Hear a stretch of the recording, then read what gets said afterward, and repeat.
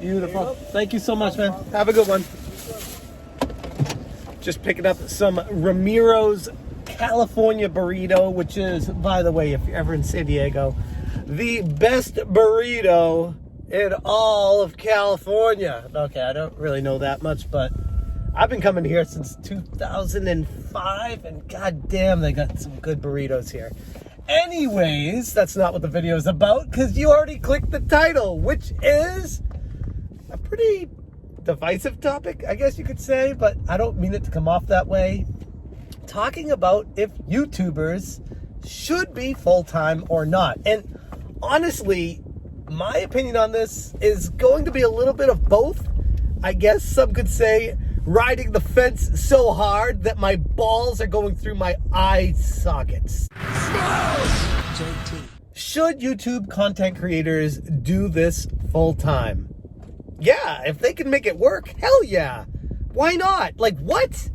Why would anybody say that they should not be able to do this full-time? If you can make videos, draw an attention of gathering of people to come and view your videos time and time again, and they want to patronize you, give you money via Patreon, or if they want to watch your ads or buy your merch or do whatever to support whatever you're doing, sure, why not?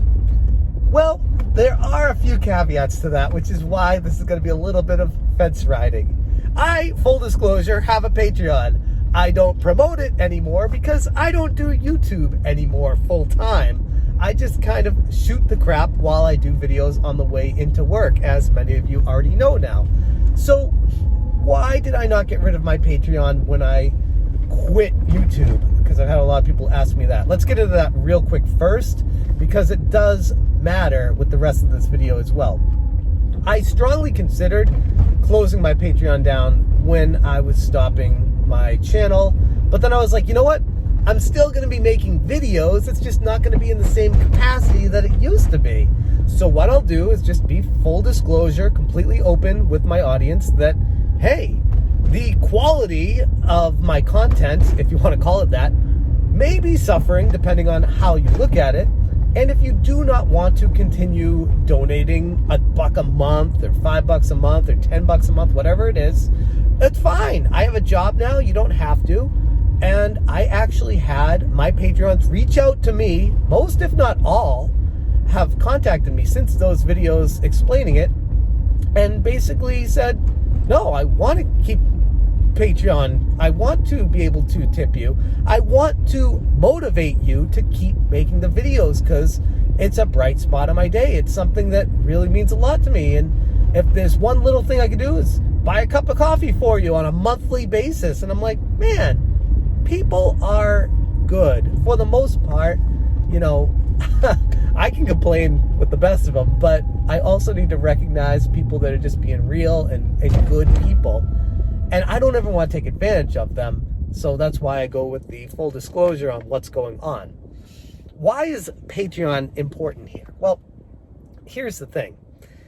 I've learned with YouTube, it's very easy to manipulate an audience once you garner support.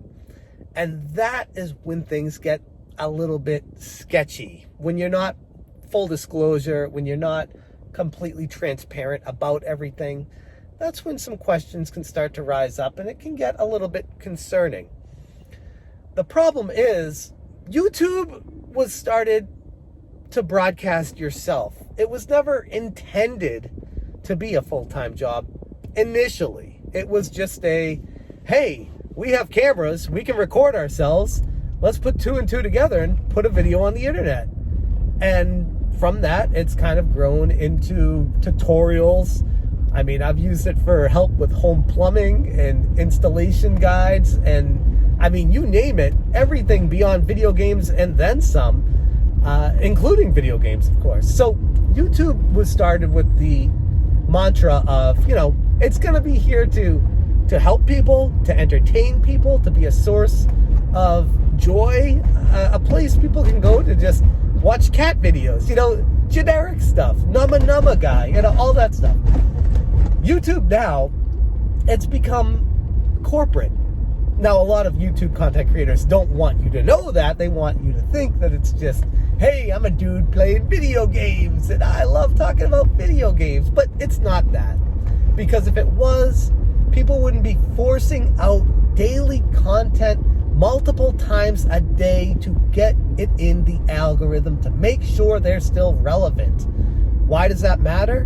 Because pumping content into the algorithm ensures the more you're growing, the more you're going to be seen, and it becomes one of those situations where you just throw enough against the wall and see what sticks and run with that.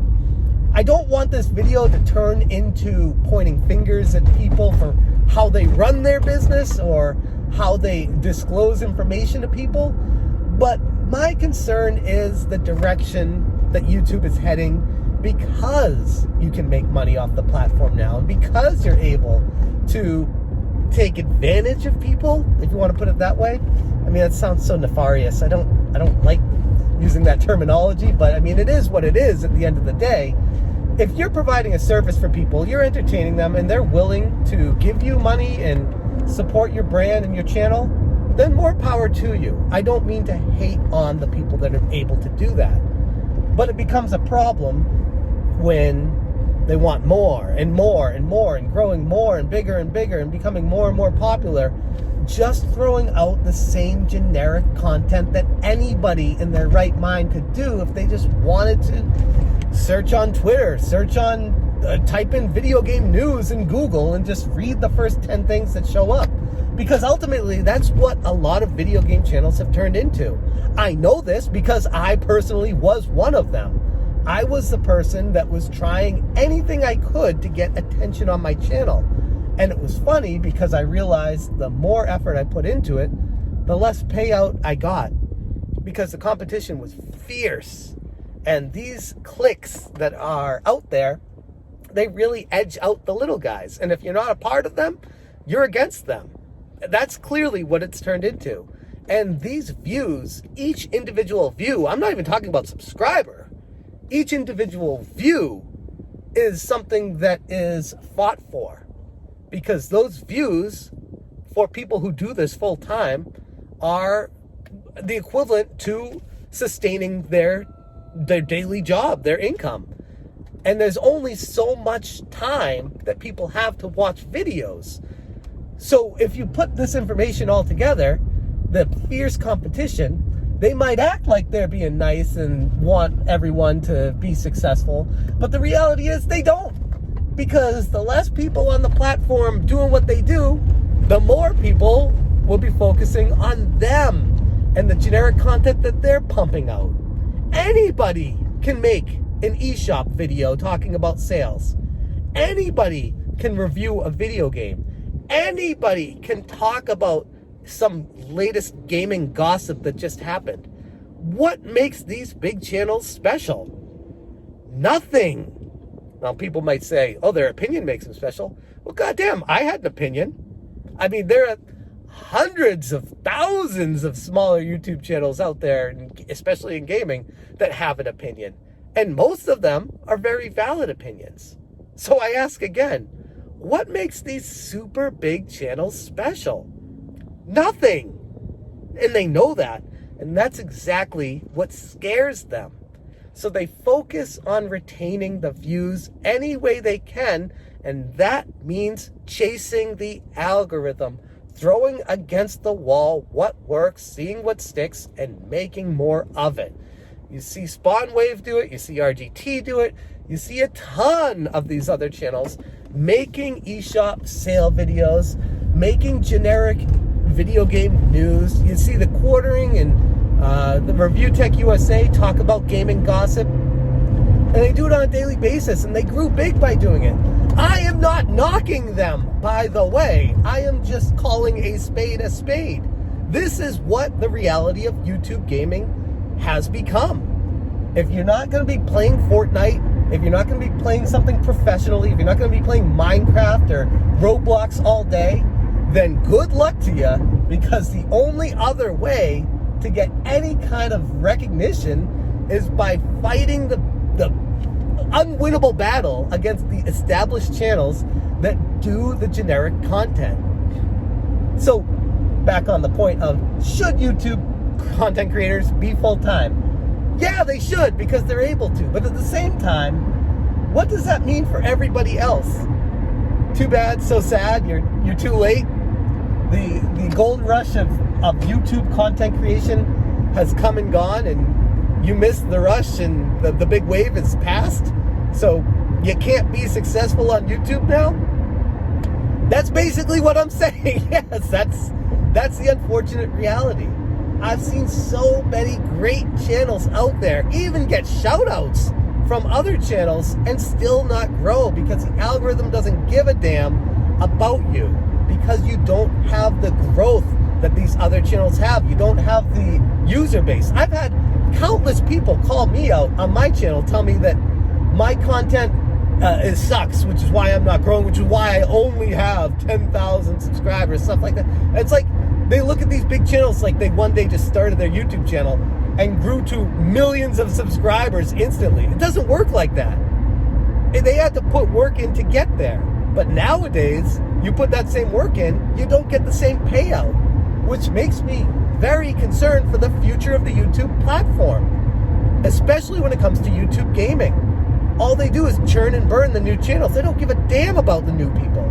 They just want these established brands to keep bringing in money to them. And that is a very sad state of affairs if that's what YouTube itself is turning into. Now, I don't want to rant forever about this, but you can see my concerns with when it comes to being a full-time YouTuber, if everyone should be able to be one. Everyone should have the opportunity, but when they do that, then it turns into what I just explained. I would like to see people take a step back. It's not going to happen because the money's too good once you get to that point. But ultimately, the people who should be full-time YouTubers are the ones that are making the quality content, the full-time edits, the heavy research, detailed, interesting videos. And those are unfortunately getting brushed to the side by the algorithm, by the constant stream of crap that just gets thrown out there by generic content. And the viewers are to blame. It's not like this is an innocent thing from the viewers. They are shouldering the blame because they're watching the content that's getting spit out on them. But in their defense, a lot of them are too clueless to even know that there's anything else on YouTube to watch. Or, the even worse thing, they're perfectly fine with the crap that's getting thrown at them, and they don't care about researching, finding better information that is out there. People say, oh, you're just randomly saying stuff. No. Take a look at YouTube. Look at the well-researched videos that are out there. Search for it. You got to search deep, because I blame YouTube's algorithm for pumping it. What came first, the chicken or the egg?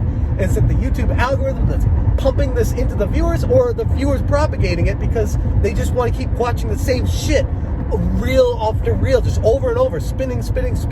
That's what it's turned into, and it sucks. It truly sucks. So I guess I'll leave it at this.